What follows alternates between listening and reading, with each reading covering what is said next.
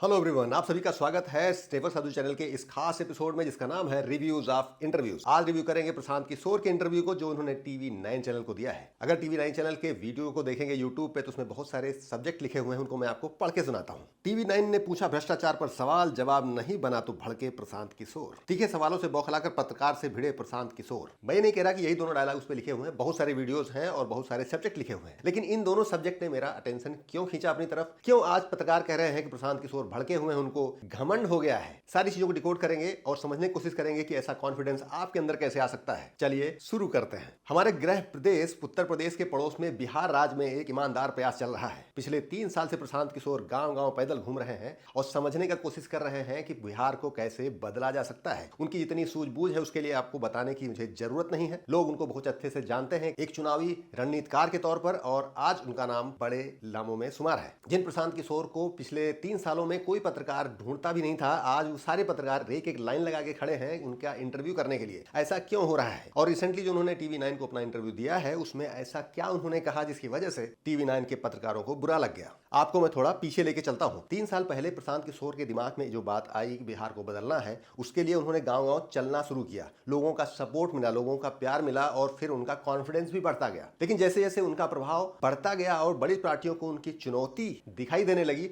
तब प्रशांत किशोर की घेराबंदी चालू हुई। और एक समाज का नियम है, जब भी आप कुछ अच्छा करना चाहते हैं तो अच्छे लोग भी आपके पीछे पड़ जाते हैं। पत्रकारों को ऐसे नहीं पीछे पड़ना चाहिए, लेकिन आज हर एक पत्रकार प्रशांत किशोर से ये जानना चाह रहा है कि उनके पैसे कहां से आ रहे हैं, वो क्या कर रहे हैं, वो क्या करना चाह रहे हैं, कैसे कैंडिडेट को टिकट देना चाह रहे हैं, मतलब सब कुछ जानने की कोशिश कर रहे हैं। वहीं जो पार्टियां पहले से प्रूवन है कि हमेशा क्रिमिनल्स को टिकट देती आई हैं, कितना घोटाला किया हुआ है, उस पर कभी कोई सवाल नहीं पूछा जा रहा है। तो जब आप कोई ईमानदार प्रयास अपने दिल से करते हैं, उसके बाद भी आपको कटघरे में खड़ा किया जाता है तो गुस्सा तो होगा ही।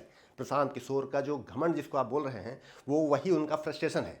क्योंकि जब आप कोई समाज के लिए अच्छा काम करने जाते हैं और समाज ही आपको पीछे धकेलने की कोशिश करता है, तब आपको गुस्सा भी आता है और वही चीज लोगों को घमंड लगती है। प्रशांत किशोर ने एक सवाल के जवाब में कहा कि वो चीफ मिनिस्टर कैंडिडेट नहीं है। केजरीवाल भी ऐसी ही चीजें दोहरा चुके हैं, उनको भी कुर्सी नहीं चाहिए थी और बाद में जब चीफ मिनिस्टर बनते हैं तो उनके पास कोई रिस्पांसिबिलिटी नहीं थी। मैं इसका विरोधी नहीं हूं कि कोई अगर पावर नहीं लेना चाहता तो उसको जबरदस्ती पावर देनी चाहिए, लेकिन मैं इस बात का हितैषी जरूर हूं कि अगर आपके पास पावर नहीं रहेगी तो आप चीजों को कंट्रोल नहीं कर सकते हैं। कहीं ऐसा ना हो आपकी टीम के लोग ही आपको बाहर का रास्ता दिखा दें। और ये एग्जाम्पल है कि अगर दिल्ली सरकार में मुख्यमंत्री नहीं बनते केजरीवाल तो शायद प्रशांत भूषण जैसे उनको भी पार्टी से बाहर कर दिया गया होता, क्योंकि politics is a dirty politics. बात इसकी नहीं है कि कौन चीफ मिनिस्टर बनता है, कौन नहीं बनता है, कौन जीतता है, कौन हारता है, लेकिन इस तरह का ईमानदार प्रयास अगर फेल होता है तो इसकी सामाजिक क्षति बहुत बड़ी होती है। पिछले 10-12 सालों में दूसरी बार ऐसा प्रयास भारत में किया जा रहा है। इसको हमारे और आपके सपोर्ट करने की बहुत ज्यादा जरूरत है। समय बताएगा, अगर ये फेल हो जाता है तो दोबारा शायद भारतवर्ष में ऐसा कोई प्रयास करने की हिम्मत नहीं करेगा। इस इंटरव्यू में प्रशांत किशोर की एक स्मार्ट मूव के बारे में भी पता लगा। वो बड़े पार्टियों के बड़े नेताओं को टारगेट कर रहे हैं, उनके भ्रष्टाचार को उजागर कर रहे हैं, कई कॉन्फ्रेंसेस करके लोगों को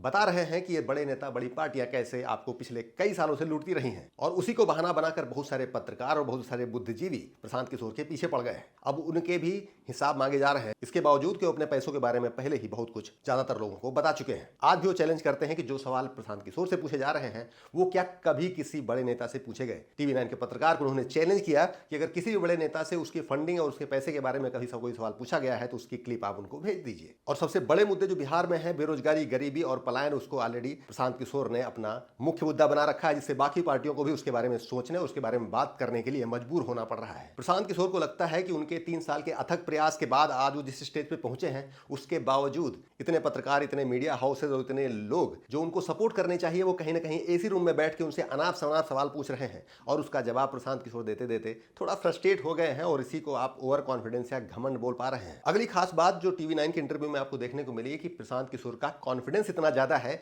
कि लोग उनके सामने टिक नहीं पा रहे हैं। एक सच्चाई और समझ लीजिए कि अगर आपके अंदर शक्ति नहीं है तो शायद आप समाज में कोई अच्छा परिवर्तन भी नहीं कर पाएंगे। और प्रशांत किशोर की जो शक्ति है वो उनकी बुद्धि है, राजनीतिक सूझबूझ और उनकी समझदारी पे किसी को कोई शक नहीं है और शायद इसीलिए लोग उनसे डरे हुए हैं और आज उनसे अनाप शनाप सवाल पूछे जा रहे हैं, जो कि उनके फ्रस्ट्रेशन के रूप में बाहर आ रहा है। एक और खास बात कि आज टेक्नोलॉजी अगर नहीं होती तो शायद प्रशांत किशोर इतना तेजी से ना पॉपुलर होते और ना ही इतना तेजी से कोई परिवर्तन हो सकता था। तो अगर हम इस पूरे इंटरव्यू को समराइज करें और समझने की कोशिश करें कि हमारे आपके लिए इसमें क्या था, तो सबसे पहली चीज ये थी कि जब आप कोई ईमानदार प्रयास करते हैं तो लोग आपके पीछे पड़ेंगे ही। उनको मुंह तोड़ जवाब देना और उनको टैकल करना आपको आना चाहिए। उसके लिए जो जरूरी शक्ति है वो भी आपको अपने अंदर पैदा करनी होगी। दूसरी बात, जिस भी क्षेत्र में आप एक्सेल करना चाहते हैं उसकी इतनी महारत हासिल करो कि सामने वाला पहले ही हार मान जाए। और आज के समय में सोशल मीडिया और तकनीकी के इस्तेमाल को आप कभी कम नहीं आंक सकते हैं। एक नियम और है कि समाज और प्रकृति में कोई भी अच्छा काम आसानी से नहीं किया जा सकता। ये नेचर का नियम है, तो आपको उसके लिए तैयार रहना होगा और एक ईमानदार प्रयास करते हुए जम के मेहनत करनी पड़ेगी। तभी आप प्रशांत किशोर जैसा कॉन्फिडेंस अपने अंदर ला सकेंगे। रिव्यूज ऑफ इंटरव्यूज के इस छोटे से एपिसोड में इतना ही। मिलते हैं अगले रिव्यू ऑफ इंटरव्यू के एपिसोड में। तब तक बने रहिए चैनल के साथ। वीडियो को लाइक करना, चैनल को सब्सक्राइब करना और दोस्तों के साथ शेयर करना बिल्कुल मत भूलिए। बहुत बहुत धन्यवाद।